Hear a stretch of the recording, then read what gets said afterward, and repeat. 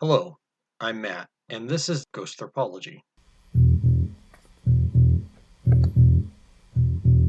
The show will feature ghost folklore, which includes both well-known stories and small personal encounters, all ultimately unverifiable, but all presented by people as true.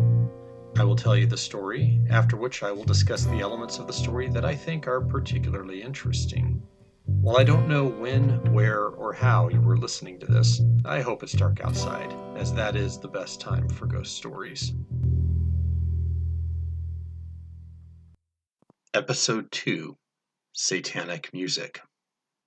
When I was around the age of 12, I remember walking with another kid to the grocery store one day when a car drove by, windows rolled down, hard rock blaring from the stereo speakers. The other kid, Ryan, looked at me gravely and said, "That's satanic music."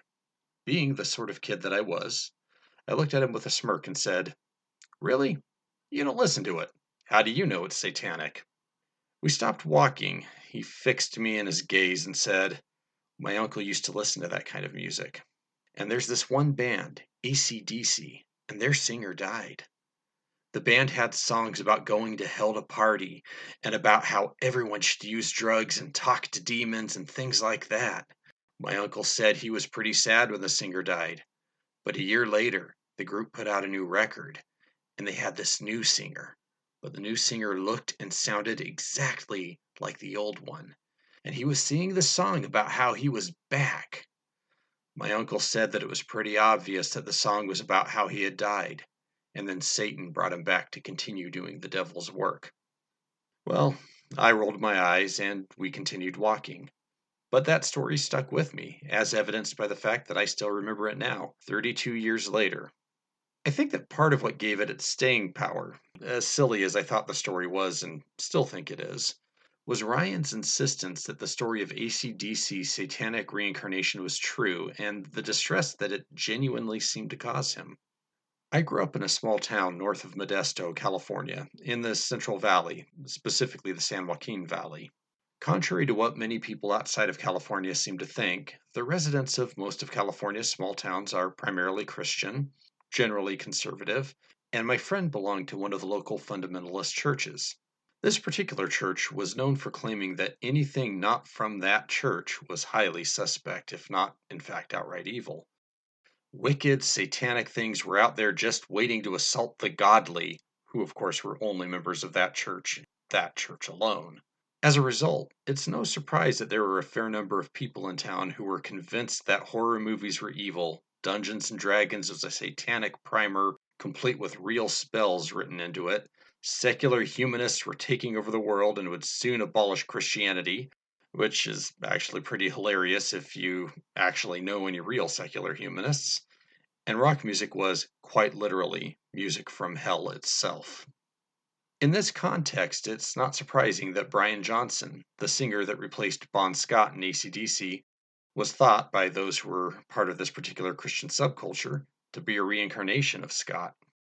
It was obvious that he had been sent by Satan to tempt more souls into hell, while providing the king of hell with a prominent mouthpiece on earth. Of course, Johnson was not only alive, but was already an accomplished musician with an active musical career well before Scott's death. This reincarnation hypothesis is pretty ludicrous, but paranoid subcultures have never been known for their adherence to reality. I don't know if Ryan really had an uncle who told him this, as I've since heard the story told by different people in different places. It's entirely possible that multiple people developed this particular hypothesis, helped along by AC/DC's lyrics and the fact that Bon Scott and Brian Johnson both sang as if they were in tremendous physical pain. Or at least that's what they always sounded like to me. Regardless, it was one of the claims that tended to serve as evidence of a massive satanic influence on the secular world. Ironically, while rumors of Scott's satanic reincarnation were developing among this subculture, AC/DC fans were busy pointing out all of the differences between Scott and Johnson and arguing over who was better. Two very different subcultures with two very different axes to grind. So it goes. What I did not know at that age, though, was that the stories connecting popular musicians to supernatural and even demonic forces are quite old. In my time working in anthropology, yep, again, that's my day job, I have found that this is actually quite common, even typical, for cultures to ascribe supernatural power to music. It was, perhaps, only natural that the advent of popular music would carry that baggage. In this episode, I have two stories about musicians said to be connected to the unnatural. Story 1: Robert Johnson at the Crossroads. This story is one of the great spooky tales of American folklore, and it is a rich story that touches on music, race, class, and religion. While the story itself is almost certainly nothing more than a tall tale woven around a real person, it tells us a good deal about the various fault lines along which American culture is often split. Sometime between the late 1920s and the mid 1930s, shortly before midnight, at a crossroads near Dockery Plantation in Mississippi, a good harmonica player but lousy guitarist by the name of Robert Johnson began a ritual to summon the devil. As part of the ritual, he played his guitar.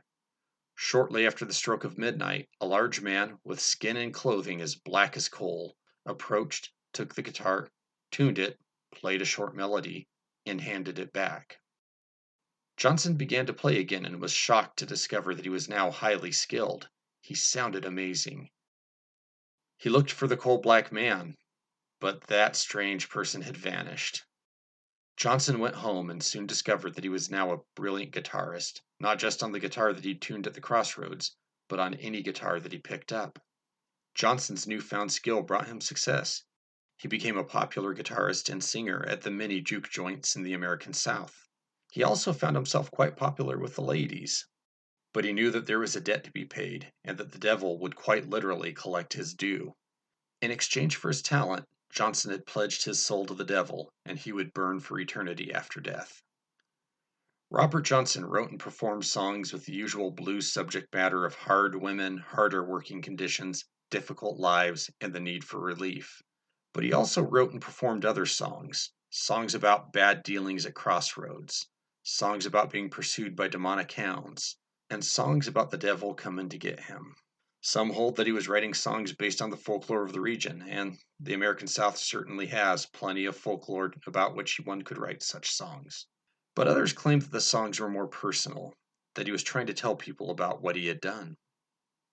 One day, in August of 1938, Johnson began behaving strangely. People reported seeing him walking on all fours and howling like a dog. He had been working as a musician at a dance hall in Greenwood, Mississippi at the time, and, despite his odd behavior, he showed up for work that night and performed as normal. Later on, he fell ill and suffered from painful convulsions that lasted for 3 days. Finally, he died. Some say he was poisoned by a jealous husband. Again, he was popular with the ladies, and not all of those ladies were single. Others said that he simply dropped dead without cause. Regardless of how it went down, the stories say that the devil had made good on his part of the bargain, and now expected Robert Johnson to pay the bill.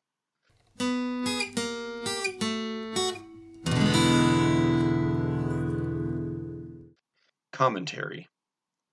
As I've already said, this is one of the great American spooky tales, a legend of American music and Southern folklore.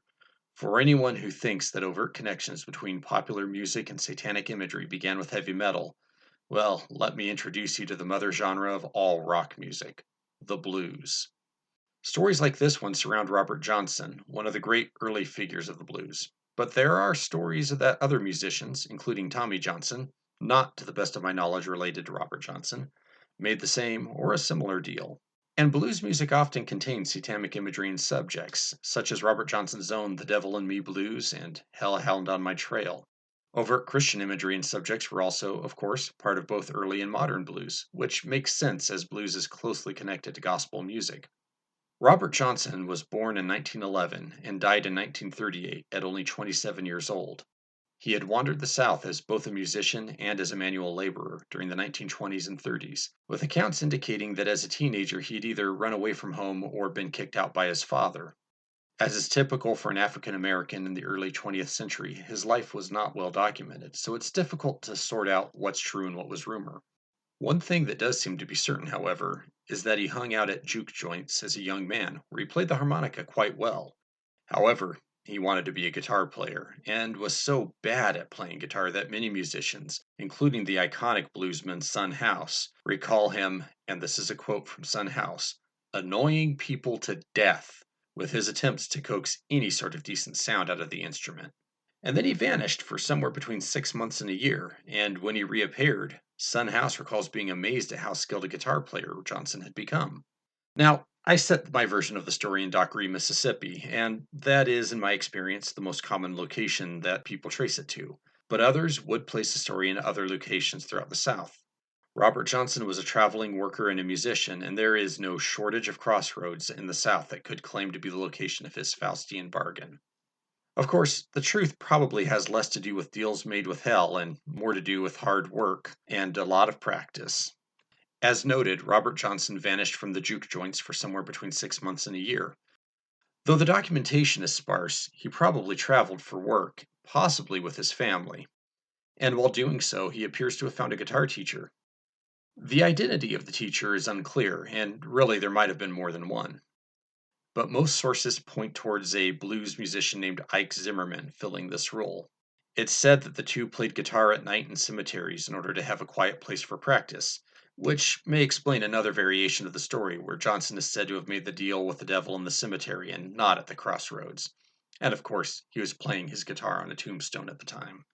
Although the story of Robert Johnson is thought of as the prototype of the bargain between the musician and hell, especially by American musicians who may not be familiar with earlier versions, it's not the first such story. Next, I'm going to talk about the 18th century violinist Paganini and his alleged ties to the demonic.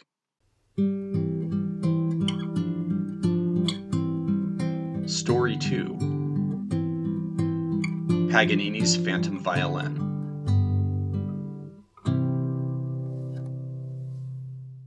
Niccolò Paganini was an extraordinarily influential and flamboyant violinist who rose to fame in the late 1700s. His technical mastery of the instrument is the stuff of legends, inspiring musicians proficient on stringed instruments to push themselves to greater and greater degrees of virtuosity. Paganini's skills at playing and putting on great shows were so well known that they served as the inspiration to his musical descendants nearly a century and a half after his death, at which time rock and roll guitar became a highly technical form of performance in the 1970s. Guitarists including Yngwie Malmsteen, Eddie Van Halen, Steve Vai, and Joe Satriani all openly admit a debt to this early master of pre-rock and roll musical virtuosity and showmanship. Paganini's biography is difficult to suss out because it contains a mix of purely invented anecdotes that were either developed to denounce him or were part of his self-promotion, along with the self-destructive superstar stories that tend to belong to the post-1950s music scene, in which he seemed to indulge. The mixture of fact and fiction is, if nothing else, fun, and it provides us with another supernaturally infused bit of folk legend. Paganini was born in Genoa, Italy, in 1782. The strange course of his life was probably set into motion early on when he suffered from measles and was thought dead. The young Paganini was placed in a shroud and was about to be buried, but was thankfully discovered to still be alive at the last minute. In time, it would come to be rumored that his mother had been assured by an angel that her son would become the greatest violinist in the world. Of course, another competing rumor said that his mother had made a pact with Satan to ensure her son's greatness. Paganini's first violin teacher was his father, a man with a reputation for being overly strict with his son. Later, he was taught by notable musicians of the time, such as Giovanni Servetto and Giacomo Costa. Paganini was so talented that he began composing his own fairly impressive pieces of music at the age of 8. He continued to progress under ever greater teachers. Those who doubted the stories of his mother's dealings with either angels or demons often claimed that it was during his teenage years that Paganini himself made a pact with Satan to ensure his status as a great violinist. Paganini soon discovered that he could make a living for himself as a concert violinist, and he abandoned his home and therefore his father, who had become increasingly harsh towards the boy. He soon found himself in a position very much like a modern rock star.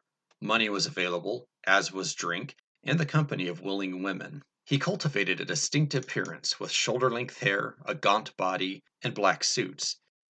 He is said to have been frightening to behold. He became a compulsive gambler and only stopped when he nearly lost a valuable violin. He had a reputation for seducing women whenever possible. though he vanished from public view for a period of 4 years, and there is evidence that he spent that time living with a noblewoman with whom he had fallen in love. As time went on, Paganini's popularity grew, and some people, including many of his admirers, began to spread stories about him. In addition to the claims of his or his mother's pact with Satan, a story that he was actually the son of a demon began to circulate. At least one concert goer claimed to have seen Satan helping Paganini play on stage. Like Robert Johnson, Paganini saw his own hard work credited to the supernatural. It's been claimed that people would cross themselves when they saw Paganini in the streets, and that men in London would poke him with their canes to determine whether he was real or simply a phantasm. Needless to say, just as rumors of satanic influence would help 20th century rock acts such as Kiss and Ozzy Osbourne, and as mentioned in the intro, AC/DC, they turned out to be of great financial benefit to Paganini as well. He may or may not have encouraged these types of stories, but either way, he certainly benefited from them.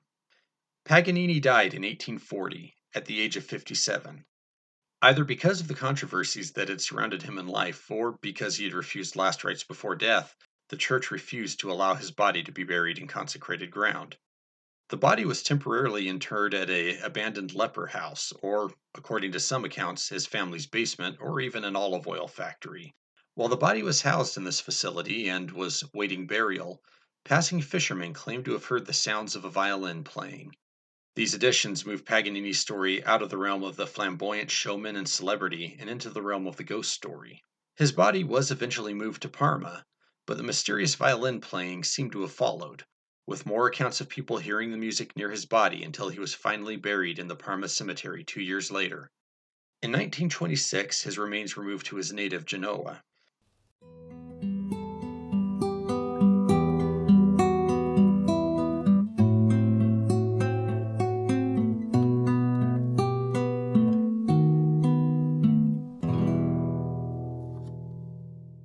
Commentary. The story of his phantom music playing at Paganini's first burial place is interesting to me for two reasons. The first is that the reasons given for the treatment of his remains vary and reflect the religion of the day. Was he refused proper burial because he had led a life of sin, what with all the gambling and womanizing? Or because of his rumored pact with Satan? Or because he had refused last rites? The most likely explanation is probably a combination of all three. He had, in fact, refused last rites, reportedly because he thought he wasn't dying yet. And it's not as if the church is above finding a technicality in order to deny a proper burial to a figure who had led a life that generated a good deal of controversy. Of course, most of the less researched and more sensationalistic stories point to his alleged demonic ties, but this seems a little far-fetched, though it does make for a really great story. The other interesting thing about the phantom music is that it appears to be symbolic of Paganini not being at rest in consecrated ground. Remember, his body was stored somewhere far less dignified, next to a factory, in a leper house, in his family's basement, so on. And thus it does make a sort of sense that people who believe strongly in the idea of a proper versus improper burial and consecrated ground for those burials would report that the music was mournful. The music is not reputed to have been heard after the body had been moved to a proper place of burial. In this sense, it seems to be indicative of the religion of the time, with Paganini suffering until his remains were treated correctly and buried in ground blessed by the Roman Catholic Church. This is, interestingly, not too far off from a lot of ancient Roman and Greek beliefs about death. In a sense, the story also contradicts the rightness of Paganini's life. Since he had lived his life flouting the church's rules, he was denied true peace. The fact that the mournful music stopped when he was finally in a blessed bit of dirt just proved the church to be correct. But even before the ghostly music, and extending past Paganini to Robert Johnson and beyond, we have the motif of a musician with a skill that was either given, bargained for, or caused by supernatural intervention. What does this say about us as a society that we cannot wrap our minds around someone whose musical prowess is a product of talent combined with hard-earned skill? Is it any wonder that genius is often mistaken for madness or demonic possession? And then there's the issue of musical acts leaning into that sort of narrative. Personally, I would want my skill to be acknowledged as mine, proper credit and all. But the adage of there being no bad press is to a degree true, and the bands that foster an evil persona or outright play up their devilish tendencies are tapping into both the sort of counterculture rejection of social mores and norms, and also setting themselves up to be seen as more than just talented or skilled. They're chosen. Chosen by Satan and evil, maybe, but still chosen. I have a feeling that these sorts of things say an awful lot about the society in which they thrive. Still, while I find the idea that these musicians were empowered by infernal pacts a bit hard to swallow, the fact is that the life of a traveling professional musician, even a wealthy and popular one, can be difficult. Even if you own property, traveling frequently can keep you from having a real home as most of us would understand it. And the stories of bands becoming frayed and frustrated with themselves and with their road crew are readily available for anyone who looks. I have often wondered to what degree the alcohol and drug abuse often described among high-profile musicians might grow out of a need to keep their own personal but very mundane demons at bay.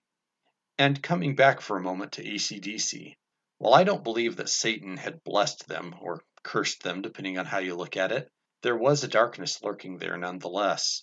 In 2015, drummer Phil Rudd was convicted of conspiring to arrange the murder of a man against whom he had a grudge.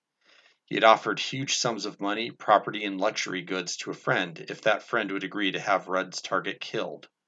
Far from being acolytes of evil, as the members of Ryan's childhood church would have anticipated, most of the AC/DC fans I knew were devastated by this, and wondered how someone so intimately connected to music that had brought them such pleasure could do something so vile. Thank you for joining me. If you have heard a weird tale, have had a strange experience of your own, or know of a bit of local lore that should get a wider audience, please feel free to contact me at ghosthropology@gmail.com. That's GHOSTHROPOLOGY@gmail.com. Also, please visit the Ghosthropology blog for transcripts, show notes, and more information at KMMAmedia.com. That's KMMAmedia.com. Until next time, have a wonderfully spooky night. Spooky.